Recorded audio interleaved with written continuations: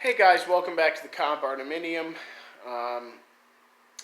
It's been about 2 weeks since we did an update, and we've been doing really minimal updates, so we kind of stretched it out. But we're not going to do a necessary update. I want to talk about the inside of our Cob house. We talk a lot about our mistakes on this channel. That's one thing I really don't like. And I guess this isn't about a mistake. Let me preface it by saying that. But I like to show the parts that I never see on Pinterest. You know, I see people make the craziest houses in the world on Pinterest, and then you never see them again. You know, I'd like a 2-year update. I'd like to see if the house fell down. And I hope to do that on this channel. But I like to talk about some of the pitfalls and just the things that I just did not think I was going to have a problem with. And I hope that helps y'all, because that's what I spent a long time looking for, like the non-conventional issues that you're going to see. So we had a non-conventional issue with our electricity. I was an electronics technician in the military, and there's a big issue that comes up when I try to do electrical work, or people feel like I might need to do electrical work more often because of my background doing a specific thing. And the divide, I feel, usually comes up when you talk about code. What does your governing body believe you should have done, and locally, what is the law?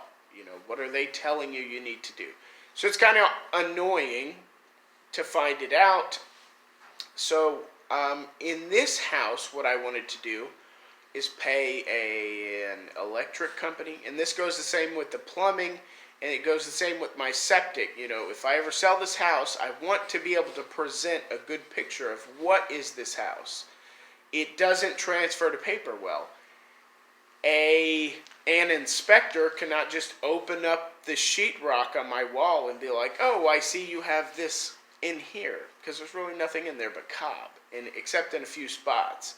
So the electric, the plumbing, the septic, I really wanted them to be solid and be able to transfer well to the potential buyer, you know, or a potential seller in the future.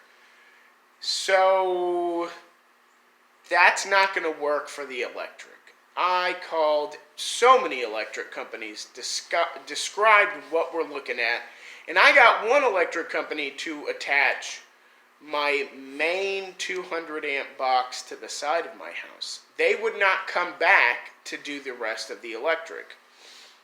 And I thought it was weird, but we have an out-of-town area code from the military. So that could have been it. I called company after company, finally got a company out here, and I'm not going to say their name, but everything seemed fine, and the guy was talking to me about doing conduit, blah, blah, blah, blah, good information I got from the guy, but then they wanted to charge me $22,000 for what probably should have cost about $10,000, and the impression I get, people really just don't want to work on this house. It's not conventional, and I'm sure the insurance company wouldn't like it if they messed something up and they were, you know, to come and inspect this situation. So I am probably going to get an electrician friend to assist and recommend what is code. Basically a consultation, and then I'm going to go for having a building inspector come out here. Like if I were to sell it, you know, I'm going to get an inspection on the house, which costs maybe $500, and that way, if there are issues, I can address them at that time, get another inspection, and have something producible on paper. So let's look at what we did and what we're choosing to do. Maybe I'll throw in a little bit about how we got here. So let's look at our electrical. Oh, that lighting is terrible. There you go. So what I'm going to be doing is I'm going to be channeling everything. I was going to do conduit, but it's just, you know, this is how we got here. And I'm going to run my electrical into boxes. And if you've been watching the house, you might have noticed this this space in the foundation. This was to facilitate all the plumbing and electric. So everything under this won't be put into the wall. You can see I have a 220 outlet box marked on the wall where I want it. And this is all going to get covered up anyway.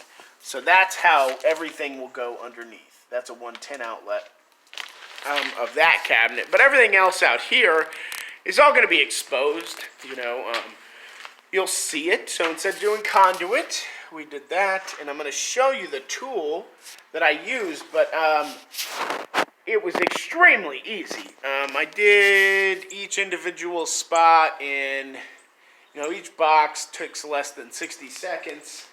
And, you know, 10 or 15 minutes is all it took to really get all of the channeling all the way up to the roof over here. So there you go. You can see that that'll be another piece of it. So let's go over here and take a look at the tool. It is a 5 amp oscillating multi-tool, whatever you call them. And it is a discontinued model, so I got it from Home Depot for $65, and then I get another 10% off, and I had to actually buy the floor model. And it's a Dremel Multimax MM45.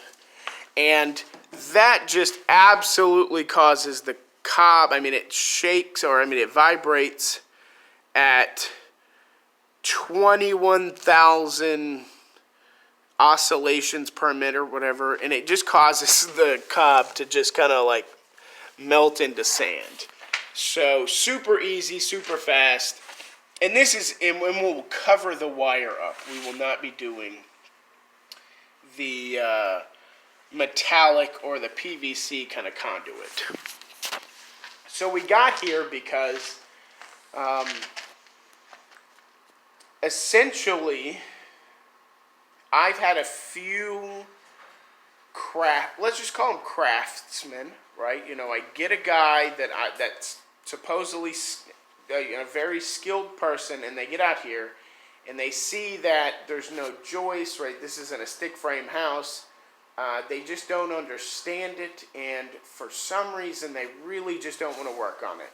I had a master plumber do all the plumbing, but I'm pretty sure the only reason I got him out here is because he's my cousin. And he's been doing plumbing for 20 years. And in the end, because of the issues and whatever, you know, he recommended that we do a very, very robust plumbing system. And you know, so I don't know what you're going to find in your area, but in our experience, we did have some issues just trying to translate what a Cob house is and how we built it to a very, very rigid, you know, building system and a building code. And I'm sure you've all found that out in your areas if you're trying to build. So that's it. I hope you like what you've seen so far. We will do another update video here soon. But as far as electrical systems, I hope this helps. And please like and subscribe and have a fantastic day. Spread Cob, guys. Thanks. Bye.